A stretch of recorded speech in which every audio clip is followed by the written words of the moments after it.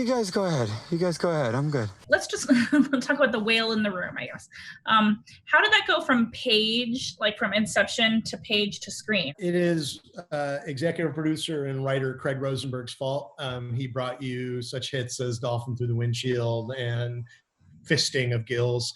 It kind of in season one became this running joke that anytime the Deep was around marine life, they needed to die through his incompetence. It just was sort of a gag we kept playing. And so Craig's pitch in season two was, look, we can't keep playing that joke. So let's blow it out. Let's go with the biggest sea animal we possibly can and then be done with it. I was actually reluctant for a while because I'm like, aren't we just trying to do the dolphin but bigger? But he was really persistent, to his credit, and then started pitching scenes inside the whale. And again, it has a solid story reason for being there. It's Hughie's low point, and he's literally in the belly of the beast as he's having his darkest moment. So it actually means something to our characters. So he wrote it, and then we had to make it. And first my line producer would be like, "We're not really doing this whale, right?" I'm like, "Oh yeah, we are. Buckle up. We got to figure out this whale." And then we had a big meeting about it. And my production designer, Arv Graywall, who's this sort of beautifully calm, almost laconic, really low key. And he hears the pitch and talks it through the pages, and he's like, well, I don't see any other choice. We're going to have to build the whale.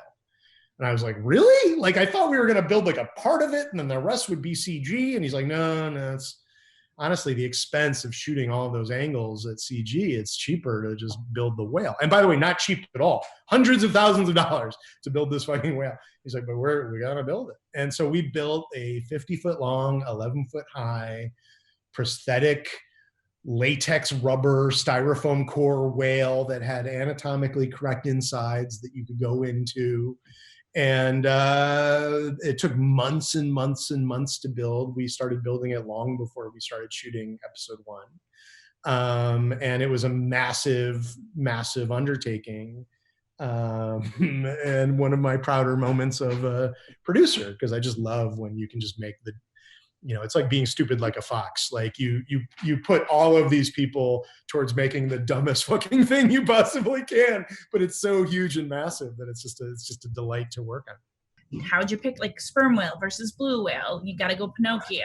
How the inside is, you know what I mean? Like I have a million questions. I'll be quick. The inside is sticky, latex, and really, and the blood is mostly corn syrup, so it's hot and it attracts flies and bees. It's really a terrible, hot, gross, sticky place to be. I don't remember how we picked that particular whale. That's an excellent question.